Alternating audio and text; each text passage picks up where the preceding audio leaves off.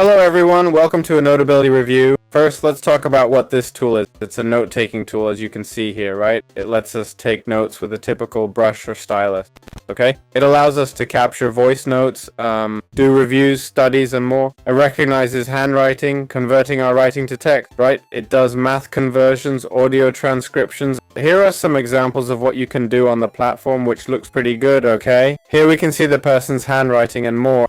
I think this drawing was even made within the platform, okay? They let us draw, make planners or stickers, alright?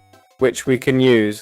The app is, I think, only for Mac, okay? Mac, iPhone, and iPad, okay? Most people will use it on iPad for the touch button. As you can see, it's rated 4.7 stars. We're looking at a rating of 4.7 out of 5 stars. Usually, Mac-only apps tend to be quite good, right? By the way, the app is free. Let's check out the Notability reviews, if there are any. Well, we're seeing 5 stars, 4.7 actually. No need to dig deeper.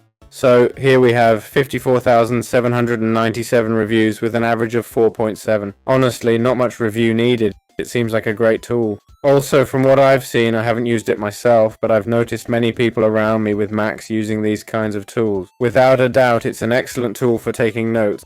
As I said, as long as you have a stylus, using a cursor might be a bit tedious, but with a stylus and these tools, Notability is definitely a great option for note-taking. So that's all I have to say about it.